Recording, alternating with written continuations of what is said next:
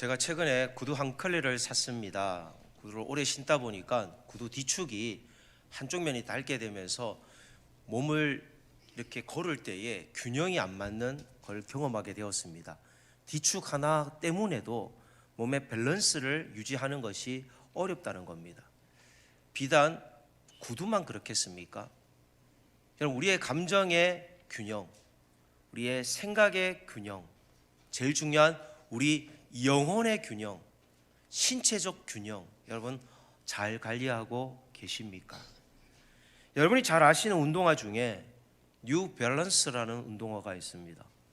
뉴발이라고도 하죠. 그래서 아마 그 영어 뜻처럼 뉴니까 새로운이고 밸런스는 균형이니까 새로운 균형이다, 뭐 그런 의미인 것 같습니다. 이 회사는요 지어진 지 100년이 넘었습니다. 영국의 발명가 윌리엄 라일리가 미국으로 이민을 갔는데 그가 이민 간 그 집 마당에서 기르던 닭들을 보다가 문득 이상한 생각이 들었어요. 아니, 닭이 저렇게 요 다리로 어떻게 균형을 유지하지? 닭발을 보며 세 갈래의 아치형 발톱으로 완벽한 균형을 이루고 있는 이 닭의 걷는 모습을 보면서 사람들의 발 구조를 한번 적용해 보면 어떨까 생각했답니다. 그래서 사람들을 발을 지탱하고 있는 중요한 세 지점에 균형을 이룰 수 있도록 그 지점의 신발에 반영을 해서 정형학적으로 치료 효과가 있는 신발을 개발했다고 합니다. 사업가들도 균형이 중요한 걸 알고 이런 목적을 달성했습니다. 저는 고난주간, 특별히 오늘 종료주일을 맞이해서 우리가 주님 앞에서 이 한 주간 고난주간을 통해서 우리의 다시 균형을 찾는 것은 어떤 일보다 중요하다는 것을 인지하는 우리 모두가 되기를 축복합니다. 가끔 세상 사람들이 하는 말들 중에 이런 말이 있습니다.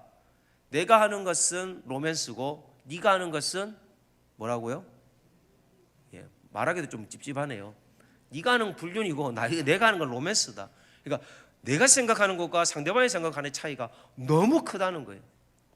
근데 사람들은요, 네가 문제라고 생각하는데 자신은 문제가 없다라고 생각하는 게 문제라는 겁니다. 오늘 그런 사람들이 누구였느냐? 바로 예수님의 제자들입니다. 여러분, 우리가 하는 말들 중에 이런 말이 있습니다. 착각은 뭐다? 착각은 자유예요. 오해도 자유고 착각도 자유입니다. 그러나 착각과 오해를 통해서 구조적인 갈등이 일어나면 그 책임은 반드시 누가 져야만 합니다. 오늘 가련한 한 여인, 예수님에게 자신이 가장 소중하게 여기는 향유옥합을 깨뜨려 드렸습니다. 그런데 그것을, 그 아름다운 헌신을요, 제자들은 짓밟아 버렸습니다. 그 아까운 것을 왜 허비했냐고. 가난한 사람들에게나 주지 왜 그거를 그렇게 쓸데없는 일에 썼냐는 반응이었습니다. 첫 번째, 착각은 자유나 착각과 오해는요 금물이라는 사실입니다. 오늘 마태복음 26장 8절에 보면 제자들이 보고 분개하여 이르되 무슨 의도로 이것을 허비하느냐. 이모무 교수님의 책을 읽다 이런 부분을 보게 되었습니다. 예수님은 유월절 엿새 전날 토요일 날 베다니 문둥이 나병 환자죠, 이 나사로가 있었던 집의 여동생이었던 마리아를 찾게 되었습니다. 근데 마리아가 정성을 다해서 마르다와 대접을 했을 겁니다. 왜? 자기 오라버니가 죽을 뻔했는데 예수님이 죽은 나사로를 살려주셨다는 은혜를 입었습니다. 아마 오빠가 없었으면 이제 사는 것이 너무나도 척박했을 건데 그 어려운 살림에 그래도 오빠를 살려주셔서 하나님의 은혜가 감격하여 오늘 정성을 다해 대접을 합니다. 그런데 이 마지막 하이라이트 장면이 뭐느냐? 그 여인에게 있어서 향유옥합이라는 것은 시집갈 때 깨는 정말 소중한 건데 이거를 자기가 깨트렸다는 겁니다. 순전한 나드 한 건을 예수님의 머리부터 발끝까지 부었다라는 겁니다. 그리고 자신의 여성의 가장 아름다운 것을 상징할 수 있는 머리카락으로 예수님의 발을, 그 더러운 발을 씻겨드렸습니다. 자, 요한복음에 보면 이 본문에 대해서 발을 향유를 부었다라고 표현되어져 있습니다. 다른 본문하고는 조금 차이가 있습니다. 그럼 성경이 틀린 것이냐? 아니라, 여러분 잘 생각해 보십시오. 머리부터 부은 향유는요, 순전한 나드 한 양의 그것이 머리부터 발끝까지 흐를 때 옷깃을 스쳐서 몸으로 흘러내려 결국 발끝까지 향유가 흘러갔다는 겁니다. 향유 냄새가 온 집안을 향기롭게 합니다. 근데 이 마리아는요, 사실 이 헌신이 다른 지역에 비해서 더 도드라졌던 이유가 있다면 베단이라는 동네의 특징 때문입니다. 베단이라 이름의 뜻은요, 빈민촌입니다. 여러분, 예루살렘 성에서 살던 사람들이 거기서 버티지 못해서 밀려 수도권에서 밀려 저기 외곽으로 빠지기 시작한 겁니다. 그래서 광야 끝자락까지 가서 형성되어진 부락, 촌락이 바로 베단이라는 지역입니다. 그러니까 이 베다니의 사람들은요, 하루 벌어 사는 인생들, 일용직 근로자들의 아픔을 압니다. 그런데 일용직 근로자가 당시에 버는 1년 수익이 연봉이 약 300데나리온인데 이 옥합의 가치가 300데나리온이란 겁니다. 마가복음 14장 5절에 보면 이 본문에 이렇게 얘기합니다. 이 향유를 300데나리온 이상에 팔아 가난한 자들에게 줄 수 있었겠도다 하며 그 여자를 책망하는지라. 결론적으로 이 여인이 드린 향유는요, 300데나리온의 가치가 없다. 그런데 우리가 잘 아는 한 예를 들어보겠습니다. 예수님께서 오병이어 기적을 일으켰을 때 제자들에게 질문합니다. 너희들이 빈들에 있는 이 사람들에게 먹을 것을 주라. 예수님, 이 사람들 다 먹이려면요 200데나리온 또 부족합니다. 자, 남자 장정만 5,000명이고 여자 아이들 하면 2만 명 또 볼 수 있는 숫자였습니다. 최소한 5,000명이라도 잡았을 때 200데나리온을 먹는데 5,000명이라면 여러분 7,000명 정도 이상은 300데나리온이면 먹일 수 있는 계산이 나오는 것 같습니다. 그런데 제자들은 이런 아름다운 헌신에 대해서 자기들은 해본 적도 없으면서 남이 해놓은 헌신에 대해서 흠집을 잡습니다. 마태복음 26장 10절에 보면 제자들의 이 허비라는 말에 예수님은 마음에 분개하시면서 너희가 어찌하여 이 여자를 괴롭게 하느냐, 그가 내게 무슨 일을 하였다? 좋은 일을 하였다는 거죠. 여러분, 지금 좋은 일, 예수님 말하는 좋은 일이 뭔가요? 예수님은요, 자신을 위해 이 마리아가 딱 필요한 일을 했다, 그런 의미입니다. 실제적으로 예수님과 제자들의 생각의 차이가 많이 벌어진 사건이 오늘 이 사건 때문인 것 같습니다. 가룟 유다가 예수님의 돈주머니를 맡았던 예수님이 믿었던 제자 중에 한 명이었습니다. 그런데 16절 말씀을 보면 가룟 유다가 예수님을 배신하게 된 시점이 언제냐, 바로 이 향유 옥합을 깨뜨린 사건 바로 다음 절에 나옵니다. 16절입니다. 그가 그때부터 예수를 넘겨줄 기회를 찾더라. 200데나리온이 아닌 300데나리온인데 고작 은 30냥에 예수님을 팔았습니다. 모든 신앙인들은 스스로 아니합니다. 나는 하나님과 신앙생활을 잘하고 있어, 아무 문제가 없습니다. 가룟 유다가 예수님을 따라다닐 때에 자기가 처음부터 나는 예수님 뒤통수 칠 거야 라고 생각하고 따라다녔겠습니까? 아닙니다. 제자들이 어느 날 예수님하고 마지막 식사를 할 때 예수님이 떡을 이렇게 제자들에게 한 명 한 명 떼어줬습니다. 최후의 만찬이라 그러죠. 그때 제자들이 질문을 해요. 마태복음 26장 21절입니다. 그들이 먹을 때에 이르시되 내가 진실로 너희에게 이르노니 너희 중에 한 사람이 나를 팔리라 하시니. 예수님이 딱 이렇게 질문하니까 제자들이 전부 다 자기에게 딱 관심을 두면서 그들이 몹시 금심하여 각각 여짜오되 주여 저는 아니지요, 저 제자가 문제 있지 나는 아닙니다. 그런 스스로 아니하고 있었습니다. 난 아닐 거야, 난 예수님 끝까지 배신하지 않아. 베드로마저도 예수님 저는 죽는 데까지 예수님 따라갈 겁니다. 베드로도 예수님을 결국에는 배반했다는 겁니다. 가룟 유다가 왜 예수님을 배신했을까요? 가룟 유다는 예수님이 이 땅에 오셨을 때에 왕으로 오셨고 자기가 왕의 옆에 있으면 최소 한 자리 차지할 수 있는 세상의 욕망, 성공을 꿈꾸었습니다.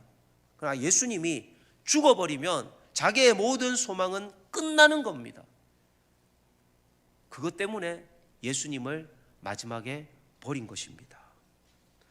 우리도 어쩌면 이 고난주간에 가룟 유다처럼 세상의 성공, 세상의 명예, 세상의 이득을 주님이 주지 않는다면 그럼에도 불구하고 주님을 따르시겠습니까? 오늘 제자들은 평신도가 이렇게 귀하게 헌신하는 것을 축복하지는 못할 망정 그의 거룩한 헌신을, 그녀의 거룩한 헌신을 이러쿵저러쿵 이 빵알을 찢는 경솔한 죄를 저질렀습니다. 우리는 신앙생활을 하면서 교회 안에 나보다 더 돋보이는 헌신을 하는 성도들을 보게 됩니다. 그럴 때, 나보다 더 아름다운 헌신을 볼 때, 나보다 더 아름다운 꽃으로 보일 때, 여러분 그 꽃을 뽑아버리려고 하지 마시고 꺾으려고 하지 마시고 그 꽃의 아름다운 향기에 나도 아름답게 변화되는 꽃이 되시기를 소망합니다. 두 번째, 타이밍이 축복입니다. 따라합시다. 타이밍이 축복입니다. 여러분 사랑하는 성도님, 왜 예수님과 제자들의 간격이 크게 벌어졌을까요? 제가 볼 때 이 마리아의 헌신은 아무나 할 수 있는 헌신이 아닙니다. 이 어마어마한 돈을 누가 감히 헌물하겠습니까? 그런데 예수님이 이 여인의 축복을 사람들에게 널리 알리라고 하신 이유가 있다면 10절에 좋은 것이 뭔지에 대한 설명이 12절에 나옵니다. 12절을 보겠습니다. 좋은 일이 뭐냐? 이 여자가 내 몸에 이 향유를 부은 것은 내 장례를 위하여 함이니라. 장례 치르기 위한 이 기름 부음이란 거죠. 예수님은 이름이 예수라는 뜻과 그리스도의 이름의 합성어입니다. 예수는 자기 백성을 저희 죄에서 구원할 자라는 이름의 뜻이고요, 그리스도는 기름 부음 받은 자라는 뜻입니다. 기름 부음 받은 당시의 직책은 왕, 선지자, 제사장만 받습니다. 결국 예수 그리스도가 기름 부음을 받아야지 이 땅의 왕이며 이 땅의 제사장이며 이 땅의 선지자의 사명을 완성할 수가 있는 겁니다. 그런데 아무도 그 기름을 붓지 않는데 이 가난한 베다니의 한 가난한 집의 여인이 자신의 가장 전부와 같은 향유를 깨뜨려 주님 앞에 헌신했을 때 주님이 얼마나 기뻤겠습니까? 시편 133편 2절에 보면 머리에 있는 보배로운 기름이 수염 곧 아론의 수염에 흘러서 그의 옷깃같이 내림 같고, 구약의 대표적인 제사장이라면 아론이 있습니다. 아론의 그 머리부터 발끝까지 그 기름이 흐른 것처럼, 감람유가 흐른 것처럼 하나님께서 오늘 마리아의 그 향유 옷값을 통해 나드 향이 머리부터 발끝까지 흘러감을 통해 그리스도 되심을 선언하셨습니다. 이 선언이 바로 이 타이밍에 맞는 헌신이 따라 주었기에 완성될 수 있었습니다. 오늘 우리 용현동교회 성도님들이 이런 하나님의 타이밍에 나도 동참할 수 있는 믿음의 축복이 있기를 예수님의 이름으로 축복합니다. 최근 우리 교회가 리모델링을 해요. 여러분, 교회가 리모델링 할 때 제일 중요한 게 뭘까요? 안전이죠. 근데 제가 토요일마다 교육자에게 점검하라 해요. 왜? 학생들이 다음 날 오는데 지저분한 환경에서, 안전하지 못한 환경에서 예배 드리다가 무슨 사고로 당하면 그거는 교회가 영혼도 관리 못하는 것도 문제인데 육체까지 관리 못하는 거는 그건 심각한 행위입니다. 범죄 행위죠. 그래서 어제 좀 나무라게 됐어요. 그래서 교육자들이 밤 9시까지 부서실을 청소했습니다. 부장님도 나오시고 교사님들도 나오셔서 청소했습니다. 여러분, 우리가 교회잖아요. 내 자녀가 학교를 다닐 때 여러분 해보신 거 있을 거예요. 저도 횡단보도 앞에서 그 노란색, 녹색이죠. 노란색 그 천 들고 보행 지킴이, 안전 도우미 역할을 해본 기억이 있습니다. 학교에서 순번 자서 돌아오면 했는데 교회에서는 순번 안 짜면 안 하는 게 아니라 여러분 자발적으로 토요일 날 우리 교회가 용역으로 청소를 주고 공사업체도 용역으로 청소를 줘서 2번으로 반복해서 청소를 합니다. 그러나 먼지량이 너무 많아서 아이들의 호흡기 건강을 위해 그렇게 한 번 더 오후 3시 이후에 우리 교회를 아름답게 헌신하기를 원하는 성도들의 아름다운 발자국들이 다음 주 토요일부터 오후 3시 이후에 일어나기를 소망합니다. 여성도님들은요, 뭘 해야 되느냐? 학생들의 그 발로 다니는 바닥, 책상 안에 넣는 서랍, 그리고 걸상만 청소해 주시면 감사할 것 같습니다. 우리 남자 성도님은요, 주차장에 혹시라도 나사못 그런 것들에 의해서 타이어가 파손당하지 않도록 그런 조금 섬세한 관리를, 주차장을 해주시면 감사하겠습니다. 저는 예배를 마치고 가시는 성도님들에게 한 가지 고면을 드립니다. 여러분 밥 먹고 가세요. 밥 먹고 가는 분들도 있지만 약속이 있어서, 또 아니면 집에 우리보다 더 맛있는 것이 있어서 아니면 아내와 남편이 뭐 어떤 뭐 자기의 신앙관이 달라서 같이 교회를 다니지 못하거나 아니면 또 여러 가지 그런 것들 충분히 이해를 합니다. 그러니까 남편을 밥 해주러 가야 되고 뭐 그런 것 때문에 이해 다 합니다. 그런 경우가 아닌 경우에 나 충분히 먹을 수 있는데 내 마음에 내가 이거 밥 먹으면 맨날 밥 먹기 미안한데 설거지도 한번 해야 될 것 같고 아니면 또 약간 뭐 눈치도 보이고 그래서 여러분들 불편하게 생각하신다면 여러분 그 마음을 비우시고 그냥 편안하게 식사로 오시기를 부탁드리고 싶습니다. 집에도요 밥 먹는 사람 있고요, 설거지하는 사람 있고요, 청소하는 사람 있고요, 이불 개는 사람 있고요, 또 뭐가 있습니까? 분리수거 해주는 사람 있고 창문 닦는 사람 있고 텔레비 고장나면 고치는 사람이 있고요. 다 있습니다. 어느 날 교회가 한 가족이 되면 여러분 어느 날 내가 뭘 해야 될지 여러분 스스로에게 생각이 드는 것이 있을 때 그때 헌신하시면 됩니다. 그 헌신을 주님은 기쁘게 받으실 거예요. 이 나이에 내가 할 수 있는 것이 없다 할지라도 잠깐 교회 와서 눈물로 기도하고 가셔도 주님은 그 헌신을 받으실 줄 믿습니다.